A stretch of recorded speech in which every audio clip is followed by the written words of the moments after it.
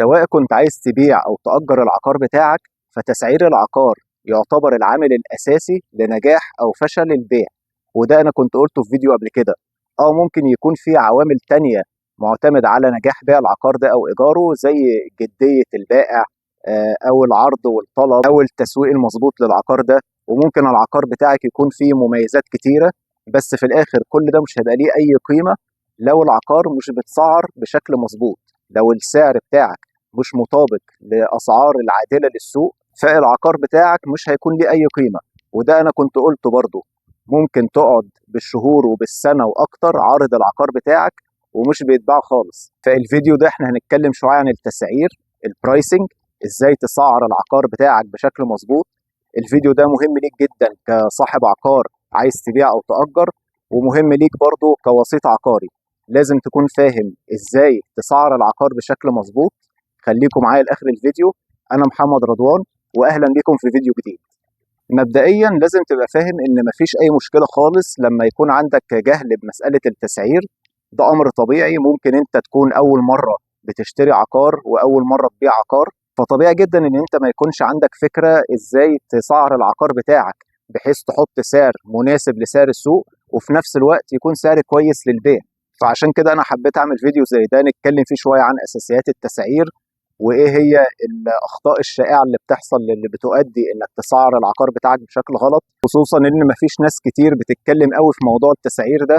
وحتى لما انت بتيجي تعرض العقار بتاعك لشركات وساطه عقاريه او شركات تسويق عقاري، اغلبهم مش بيقترحوا عليك السعر السوق المناسب، بياخد منك السعر اللي انت عارض بيه كده وخلاص.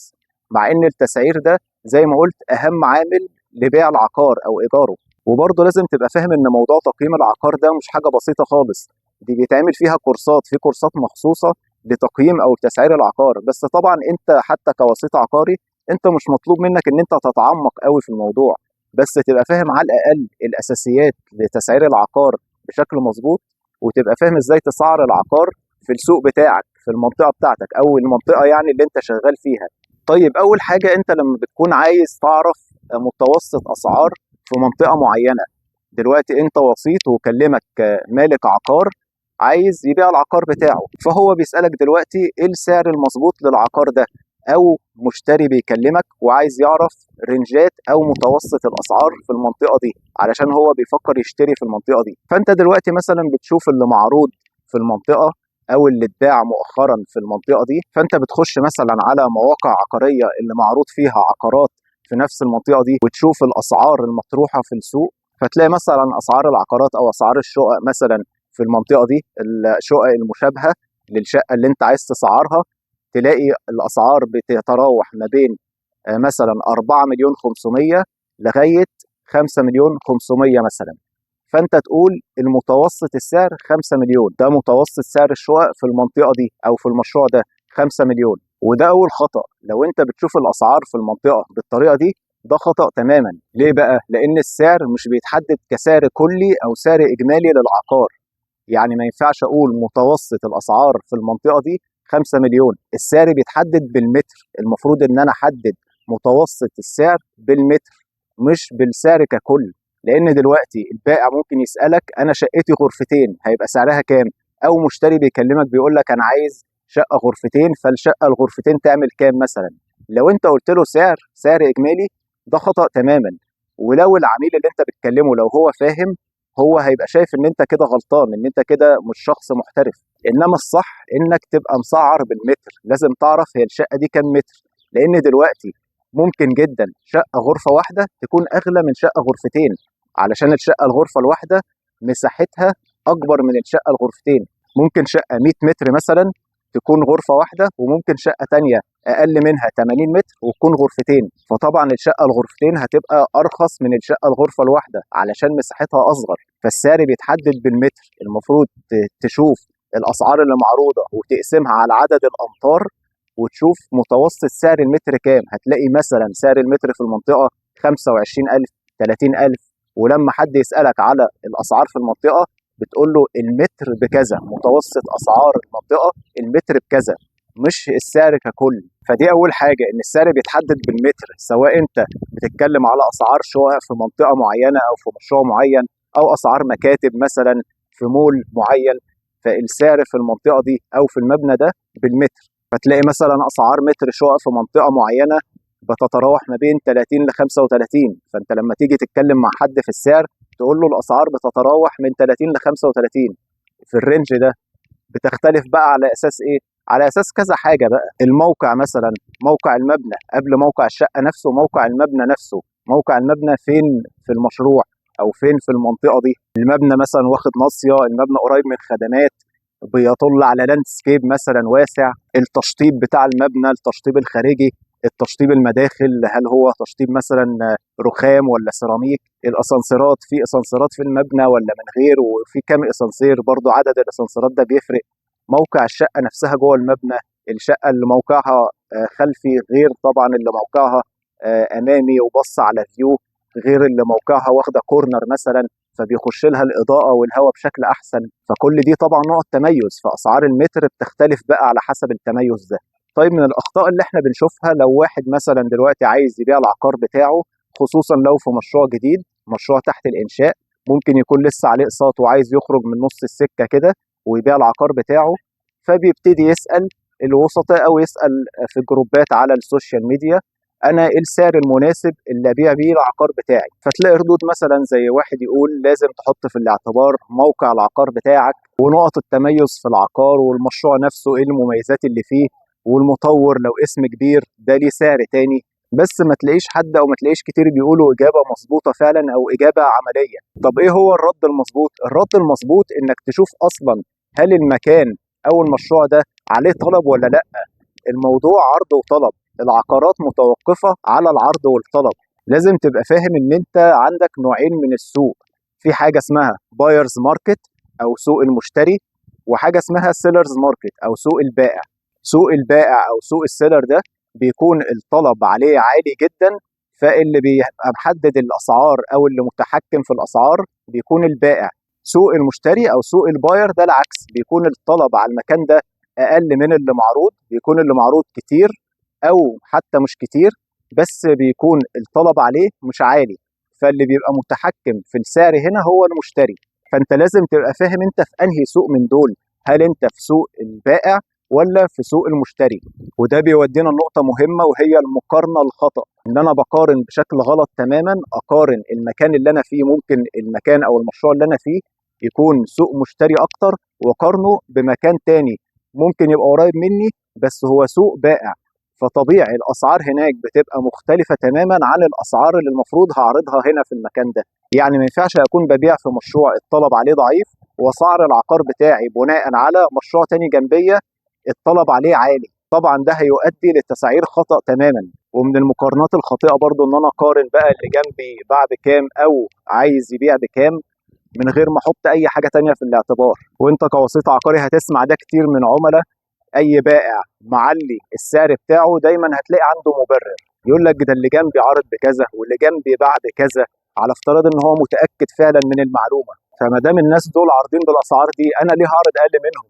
ده انا العقار بتاعي مميز. كده كده اي حد بيبقى شايف العقار بتاعه مميز عن بقيه العقارات، مميز بقى كتشطيب كموقع كمساحه، اي حاجه، المهم ان العقار بتاعه مميز، وكأن التسعير ملوش اي اعتبارات تانية. ومن المقارنات الغلط برضو لما يكون في مشروع تحت الانشاء لسه المطور عنده وحدات متاحه كتير للبيع، ان انا اقارن بسعر المطور برضو من غير ما اخد اي حاجه تانية في الاعتبار. يعني انا العقار بتاعي دلوقتي جاهز للاستلام او خلاص هيتسلم قريب، واجي اشوف الاسعار بتاعه المطور، الاقي المطور بيبيع المتر مثلا ب50,000 وهو لسه هيسلم كمان 3 أو 4 سنين. وفي قانون كده في مصر اسمه او انا مسميه قانون اشمعنى، اللي هو المطور عارض ب50,000 للمتر، اشمعنى ما انا كمان هعرض ب50,000؟ يعني المطور بيبيع ب50,000 المتر وهيسلم كمان 4 سنين، وانا العقار بتاعي جاهز او هيتسلم قريب، ابيع ليه ب40 ولا 30,000 للمتر؟ طيب هل المطور بيبيع كاش اصلا؟ يعني المطور اللي هو بيبيع على اقساط بالسبعه والثمان والعشر سنين هتقارنه بسعر الكاش؟ انت العقار بتاعك هيبقى سعره كاش مش قسط. حتى لو انت العقار بتاعك لسه عليه اقساط، انت اشتريت من 3 او 4 سنين، اشتريت على نظام سداد 7 سنين مثلا، فانت اللي هيجي يشتري منك العقار هيكون فاضل له 3 سنين او 4 سنين اقساط. هو طبعا هيدفع لك دلوقتي المبلغ اللي انت دفعته مجموع الاقساط اللي انت دفعتها الاربع سنين اللي فاتوا، وطبعا زياده عليهم المكسب بتاعك. غير طبعا ممكن كمان يبقى فيه رسوم للتنازل هتدفع وعموله هتدفع، ففي الاخر المشتري هيلاقي ان الكاش اللي هيدفعه كبير. فعشان كده انت لازم لما تيجي تبيع العقار بتاعك لازم يبقى السعر بتاعك اقل من سعر المطور، واقل بكتير كمان. ليه؟ علشان اللي احنا قلناه ده، اللي بيشتري في الحاله دي هو ملوش دعوه سعر المتر كام، هو اللي يهمه انا هدفع كام دلوقتي وهقسط قد ايه. فطبعا انت لو مش مظبط السعر بتاعك هيبقى الاحسن طبعا للمشتري ان هو يشتري من المطور. انا هشتري منك انت ليه؟ لا، انا هشتري من المطور، هدفع مقدم قليل وهقسط على فتره اطول. فالمقارنات الخطا دي من اكتر الاسباب اللي بتؤدي لتسعير خطا للعقار بتاعك، لان مساله التسعير دي مساله واسعه زي ما قلت في الاول، والموضوع مش متوقف بس على المشروع اللي انت بتبيع فيه او بتأجر فيه، لا بيبقى برضه معتمد على المشاريع او المناطق اللي حواليك. لان زي ما قلت انت ممكن تقارن نفسك بمشروع تاني جنبيك عليه طلب اعلى، فتحط سعر العقار بتاعك بناء على اسعار العقارات في المشروع ده. فزي ما قلت في الاول لازم تبقى عارف نوع السوق بتاعك، سوق بائع ولا سوق مشتري، حجم العرض والطلب عليه عامل ازاي. الموضوع مش متوقف بس على التشطيب العالي والموقع ومساحه الوحده، كل دي ممكن تبقى نقط تميز، انما في الاول وفي الاخر اللي بيحدد السعر هو السوق، العرض والطلب في السوق اللي فيه العقار بتاعك. طيب من الحاجات برضو اللي بتؤدي لتسعير خطأ هو ان انا اخد معلومات مش مبنية على طريقة تسعير مظبوطة. زي ايه مثلا؟ ده احنا بنشوفه اكتر في التجاري والاداري. دلوقتي مالك عقار عنده مكتب مثلا في مول وهو عايز يأجر المكتب ده، فيروح إدارة المول يسألهم هو السعر المظبوط للإيجار هنا يبقى كام؟ أعرض بكام مثلا الإيجار؟ فيقول له مثلا اعرض المتر مش أقل من 1000 جنيه للمتر، فبناء على كده يعرض المكتب بتاعه ب 1000 جنيه للمتر. ولما تيجي تقول له السعر ده عالي هيقول لك لا، ده أنا سألت إدارة المول قالوا لي ما تعرضش بأقل من 1000 جنيه. طيب هقول لك حاجة حلوة، لو الإدارة قالوا لك ما تعرضش أو ما تأجرش بأقل من 1000 جنيه للمتر، رد عليهم رد بسيط قوي، قول له هات لي حد بقى يأجر على 1000 جنيه للمتر دي. ما هو طبيعي انا كاداره هبقى عايز اقيم المكان بتاعي او المول بتاعي باعلى قيمه. انا هبقى شايف قيمه معينه للمول بتاعي بناء بقى على الموقع والمستوى والاداره والتشطيبات وكل ده، بس مش واخد في الاعتبار بقى الاسعار الحقيقيه، الاسعار اللي بتبقى على ارض الواقع فعلا. في فرق كبير بين قيمه العقار وسعر العقار. ممكن العقار يبقى متقيم بقيمه معينه، انما السعر الحقيقي السعر التنفيذي رقم تاني خالص. لان زي ما قلت الموضوع برضه متوقف على العرض وطلب. انا ممكن يبقى فيه مول تاني في منطقه قريبه مني واسعاره ب 1000 جنيه للمتر او حتى 1200 وعليه طلب عالي جدا. انت المكان عندك الطلب عليه قليل او الطلب اقل، انا ليه هاجر عندك ب 1000 جنيه؟ طب ما انا 1000 جنيه ده هروح اجر بيهم في مكان تاني احسن، يعني انا بنفس السعر ده او بازيد شويه هروح اجر في مكان تاني احسن من هنا والطلب عليه اعلى. فدي من الاخطاء الشائعه ان انا بتعامل مع قيمه العقار ان هو سعر العقار. انا زي ما قلت الموضوع مش متوقف بس على تشطيب او موقع او اداره، الموضوع متوقف على عرض وطلب. قيمه العقار حاجه وسعر العقار حاجه. من الاخطاء الشائعه برضو اللي بتؤدي لتسعير خطا تماما، تسعير غير عادل لسعر السوق. لما يكون عندي شقه معاها جنينه او شقه معاها مساحه روف، فيقوم صاحب العقار يضيف مساحه الشقه مع مساحه الجنينه ككل ويضرب سعر المتر في المساحه دي كلها مع بعض. يعني مثلا شقه مساحتها 150 متر، مساحه الشقه المبنيه نفسها 150 متر ومعاها حديقه مثلا 50 متر، فيضيف ال 50 على 150 فيبقى 200 متر، وسعر المتر في المنطقه مثلا 30000، فيقوم يضرب ال 30000 في ال 200 متر. وده طبعا خطأ تماما. هو انت ازاي بتقارن مساحة الجنينة او مساحة الروف المساحة المفتوحة بمساحة الشقة المبنية؟ ما ينفعش ان انا اضيف المساحة دي مع دي واضربها في سعر المتر، ده خطأ تماما. الصح ان انا بضرب في مساحة الشقة المبنية عادي، بس سعر المتر بيزيد شوية لان مساحة الجاردن او مساحة الروف بتبقى نقطة تميز. يعني انا بزود على سعر المتر، لو المتر مثلا 30000 للادوار المتكررة، فالشقة اللي معاها جاردن او معاها روف هيبقى سعر المتر مثلا 32000 33 34 بالكتير. ده طبعا يعتمد على ايه؟ على حسب بقى مساحه الجاردن ال 50 متر غير ال 100 غير ال 150. المهم ان سعر المتر بضربه في المساحه المبنيه فقط اللي هي 150. طب وبالنسبه للفلل، الفلل بتبقى الموضوع مختلف شويه. الفيلا مبنى ومعاها مساحه ارض، برضه بضرب سعر المتر في مساحه الفيلا المساحه المبنيه، بس بضيف عليها بس تلت مساحه الجاردن. يعني ولنفترض مثلا ان الفيلا مساحتها اجمالي المساحه المبنيه بتاعتها 250 متر ومعاها حديقه 150 متر، فال 150 متر دول اللي هم مساحه الحديقه مش مساحه الارض، مساحه الحديقه فقط اللي هي مساحه الارض اللي مش مبني عليها، اخد تلت المساحه بتاعه الحديقه، يعني ال 150 متر دول هاخد 50 متر واضيفهم على المساحه الاجمالي للمبنى اللي هم 250، فيبقى الاجمالي 300 متر. 300 متر ده اللي بحسب عليه بقى السعر، يعني لو سعر المتر 30,000 اضربهم في 300 اللي هي المساحه المبنيه بتاعه الفيلا زائد تلت مساحه الحديقه، دي الحسبه المظبوطه للفيلا. طيب لازم برضو كمان تبقى فاهم كبائع ان في 3 انواع من الاسعار، 3 اسعار. اول سعر هو سعر العرض، ده السعر اللي بيكون معروض على المواقع، الناس اللي عارضين العقارات بتاعهم ده بيبقى السعر العرض اللي هو الليستنج برايس. فتلاقي مثلا اللي عارضين الشقق في المنطقه اللي انت عايز تبيع فيها، تلاقي واحد عارض ب5 مليون، واحد عارض ب500، 500، فده سعر العرض. تاني سعر هو سعر التنفيذ، هو عارض ب5 مليون بس باع اتنفذ ب4,800 مثلا، لان عاده بيحصل تفاوض، بعد التفاوض في الاخر سعر التنفيذ بينزل حوالي 10 او 15 او 20% من السعر اللي معروض.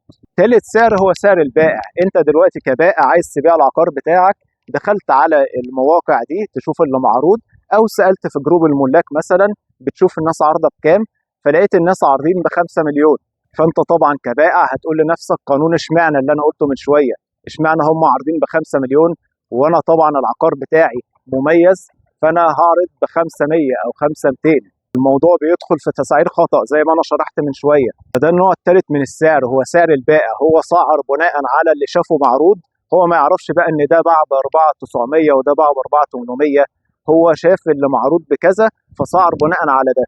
في برضه نوع سعر رابع اسمه سعر اضطراري، ان حد بيبيع علشان هو مضطر يبيع، هو محتاج يبيع ضروري لاي سبب بقى، ان هو محتاج فلوس، محتاج سيوله ضروري، فده بيكون عايز يبيع باي سعر، فبيضطر ان هو يحرق سعره عن سعر السوق علشان يبيع بسرعه، فبيضطر ان هو يعرض بسعر اقل من السوق. يعني لو السوق مثلا سعر المتر من 30 ل 35، فهو بدل ما يعرض ب 30 مثلا اللي هي اقل حاجه، لا ينزل كمان يعرض ب 28 او 25 الف للمتر. المشكله ان هو بيعرض او بيخلي الوسيط يعرض بالسعر ده اللي هو 25 الف للمتر، بدل ما يعرض ب 30 او ينزل 28 ويسيب مساحه للتفاوض، وده بنسبه كبيره بيعمل مشكله في السوق، لان المشتري لما بيخش يشوف العقارات اللي معروضه ويلاقي واحد او كذا واحد بيبيعوا بشكل اضطراري، فبيبيعوا اسعار متر 25، فيبتدي يفاصل على الاساس ده. يعني لو انت وسيط وعارض عقار مثلا بسعر متر 30,000، فتلاقي مشتري يكلمك يقول لك لا ده انا شفت حاجات زيه معروضه ب25 و26 المتر، فبيخش يفاصل في عقارات معروضه باسعار سوق بناء على الناس اللي عارضين باسعار اضطراريه. فانت طبعا كبائع بتضطر يا اما تبيع بسعر اقل من سعر السوق زي ما الناس دي عارضه، او بتضطر بقى تستنى لغايه ما الناس دي تبيع العقارات بتاعتهم، فما يبقاش فاضل غير الناس اللي عارضين باسعار السوق. دي كانت شويه نقط اساسيه كده حبيت اتكلم فيها في موضوع التسعير. طبعا ما تنساش الاشتراك في القناه واعمل لايك لو عجبك الفيديو، وشير على قد ما تقدر علشان اكبر عدد يستفاد. طبعا لو احتجت اي حاجه تقدر تكلمني في اي وقت. كان معاكم محمد رضوان، واشوفكم الفيديو الجاي. شكرا.